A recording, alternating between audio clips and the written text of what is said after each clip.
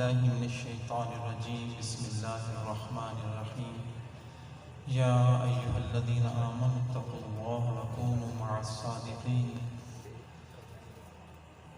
وقال النبي صلى الله عليه وسلم المرء على دين خليله فلينظر أحدكم من يخالف أو كما قال عليه الصلاة والسلام سبحان ربك رب العزة عما يصفون والسلام على المرسلين والحمد لله رب العالمين اللهم صل على سيدنا محمد وعلى آل سيدنا محمد وبارك وسلم.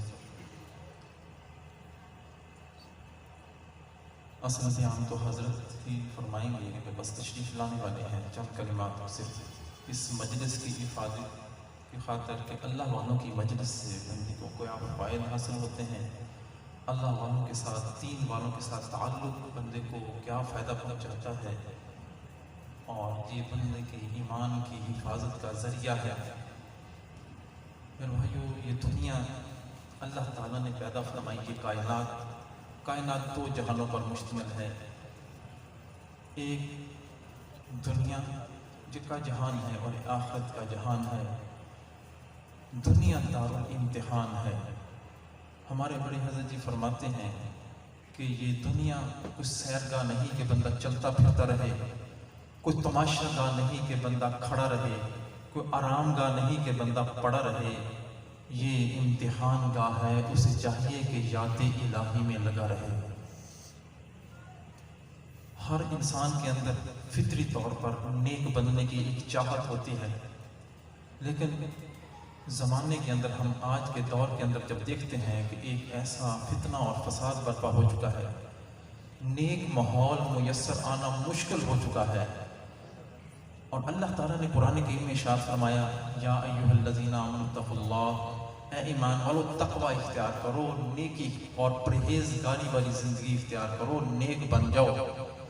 جب اللہ تعالیٰ کا یہ حکم ہمارے سامنے آتا ہے تو بندہ حیران ہو جاتا ہے کہ اس ماحول کے اندر یا اللہ میں کیسے نیک بن سکتا ہوں. ایک طرف دیکھتے ہیں کہ شرم و حیا بالکل ناپید ہو چکا ہے, اور دوسری طرف شیطان ہم پر مسلط ہو چکا ہے, نفس کی سرکشی بڑھ چکی ہے, ہر طرف گناہوں کا دورہ ہے. یا اللہ ایسی حالت میں کیسے نیک بن سکتا ہوں؟ تو اللہ تعالیٰ نے صرف 3 لفظوں میں اس بات کو سمجھا دیا, کونوا مع الصادقین. سچے لوگوں کے ساتھ ہو جاؤ گے تو تمہارے لیے نیک بننا آسان ہو جائے گا. نیک لوگوں کی صحبت اختیار کر لو گے تو تمہارے لیے نیک بننا آسان ہو جائے گا. چنانچہ حضور صلی اللہ علیہ وسلم نے نیک مجلس کی مثال ارشاد فرمائی.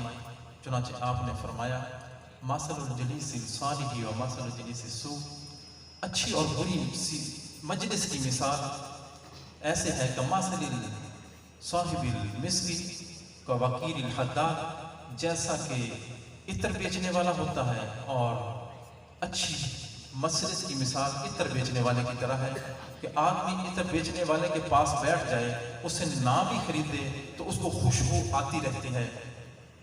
اور بری مجلس کی مثال کے بارے میں فرمایا کہ اس لوہار کی بھٹی کی طرح ہے.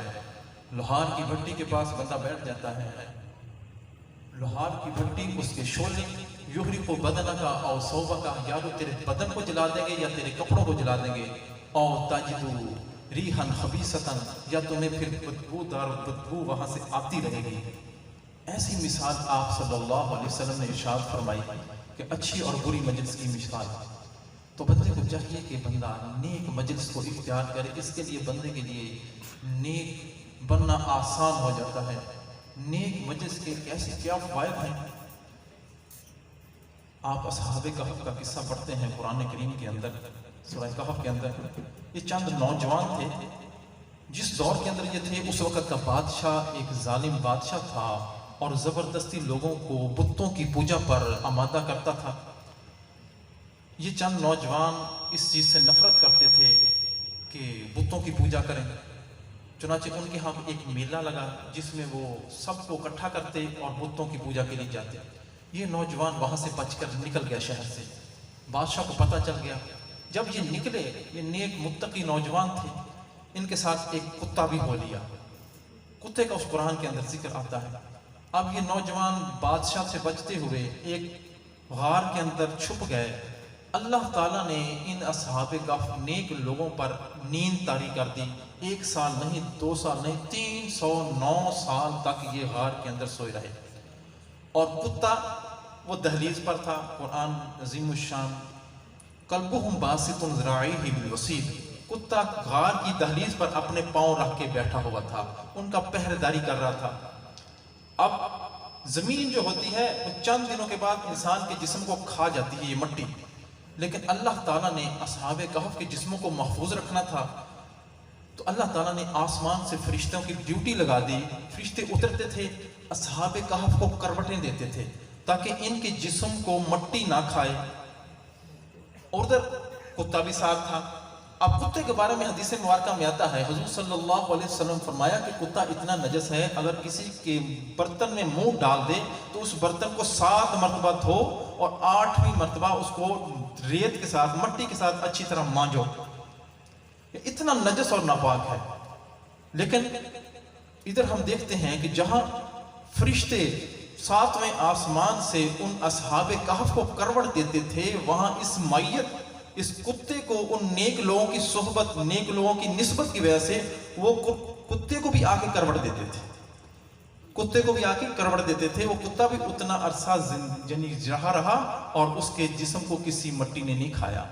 نیک لوگوں کی صحبت سے یہ اثر ان کے جسم پر بھی گیا کہ نیک لوگوں کی صحبت سے بندے کو یہ فائدہ حاصل ہوتا ہے۔ علامہ روم رحمۃ اللہ علیہ نے ایک شعر کہا ہے فارسی کے اندر، یک زمانہ صحبت با اولیاء بہتر از 100 سالہ طاعت بے ریا۔ نیک لوگوں کی، اللہ کے ولی کی ایک لمحہ کی صحبت 100 سال کی بے ریا عبادت سے بہتر ہے۔ حضرت مفتی شفیع صاحب رحمۃ اللہ علیہ فرماتے ہیں کہ جب میں نے یہ شعر سنا تو مجھے بڑی حیرانگی ہوئی کہ یہ کیسے ہو سکتا ہے، ایک طرف 100 سال کی بے ریا عبادت اور ایک طرف ایک لمحہ کی صحبت۔ تو کہتے کہ میں اپنے شیخ حضرت تھانوی رحمۃ اللہ علیہ کی خدمت میں حاضر ہوا اور ان سے جا کے اس کا مطلب پوچھا، تو انہوں نے فرمایا کہ اس کے اندر میں کچھ ترمیم کر دوں۔ فرمایا عرض کیا کر دیں۔ فرمایا یک زمانہ صحبت با اولیاء بہتر از 100 سالہ عبادت بے ریا۔ اللہ والوں کی صحبت میں ایک لمحہ گزار دینا یہ 100 سال عبادت سے بہتر ہے، 100 سال عبادت کی بہتر ہے۔ امام محمد شفیع رحمۃ اللہ علیہ نے فرمایا کہ حضرت مجھے تو اس بات کی سمجھ نہیں آ رہی تھی کہ 100 سال کی، آپ نے 100 سال کی بات فرما دی ہے۔ تو فرمانے لگے اللہ والوں کی صحبت میں بندے کا ایمان محفوظ ہو جاتا ہے، ایمان محفوظ ہو جاتا ہے۔ آپ ماشاءاللہ ہمارے پیر مرشد شیخ طریقت حضرت مولانا امام العلماء والصلحاء حضرت مولانا حافظ پیر ذوالفقار احمد نقشبندی دامت برکاتہم العالیہ کے خلیفہ اجل، ہمارے استاد محترم مربی محسن مشفق حضرت مولانا شیخ الحدیث حافظ حبیب اللہ نقشبندی دامت برکاتہم العالیہ آپ کے سامنے جلوہ افروز ہے۔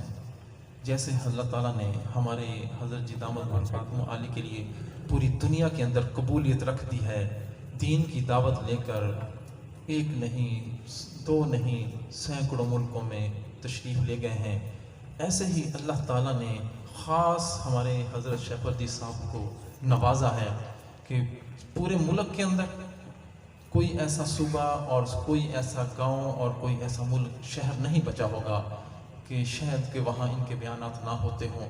اللہ تعالیٰ نے جیسے بندے کو چن لیتا ہے اور اللہ تعالیٰ لوگوں کے دلوں میں محبت ڈال دیتے ہیں۔ امام محمد شفیع رحمۃ اللہ علیہ نے فرمایا ہے معرف القرآن کے اندر، حدیث مبارکہ کا مفہوم ہے، فرماتے ہیں کہ اللہ تعالیٰ جب کسی بندے سے محبت کرتے ہیں تو اللہ تعالیٰ آسمانوں پر اعلان فرماتے ہیں کہ میں اس بندے سے محبت کرتا ہوں، آسمان والوں تم بھی اس سے محبت کرو۔ تو تمام فرشتے اس سے محبت کرنے لگتے ہیں اور وہ فرشتے وہاں اعلان کرتے ہیں، پھر وہ محبت زمین والوں پر اترتی ہے، تو زمین والوں میں یہ اعلان ہوتا ہے کہ یہ بندہ میرا جو ہے میں اس سے محبت کرتا ہوں، تم بھی اس سے محبت کرو۔ تو پھر تمام زمین والے بھی اس شخص سے محبت کرنا شروع کر دیتے ہیں۔ تو یہ اللہ والوں کی مجلس اور محبت یہ بندوں کو کھینچ کر لاتی ہے اور ایمان کی بچاؤ کا ذریعہ ہوتی ہے۔ میں بغیر کسی تمہید کے حضرت سے عرض کروں گا کہ اپنے قیمتی ملفوظات سے، اور ان بڑی مصروفیت ہے صبح و شام کے اسباق اور اسفار، بہت اللہ تعالیٰ نے ہمیں نوازا کہ بہت کھلا ٹائم عطا فرمایا ہے، 5-6 بیانات لگاتار اور تھکاوٹ لگاتار سفر، بس میں بہت مشکور اور ممنون ہے حضرت کا کہ حضرت ہمارے پاس تشریف لائے۔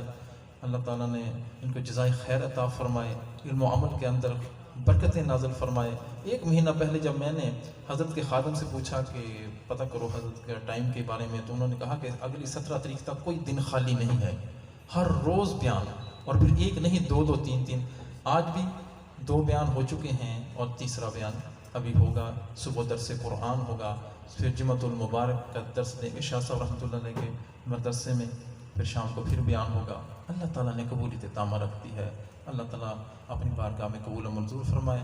میں بغیر کسی تمہید کے حضرت سے عرض کروں گا کہ اپنے قیمتی ملفوظات سے ہم کو نوازیں، ہمارے ایمان کو منور فرمائیں۔ جزاکم اللہ احسن جزا۔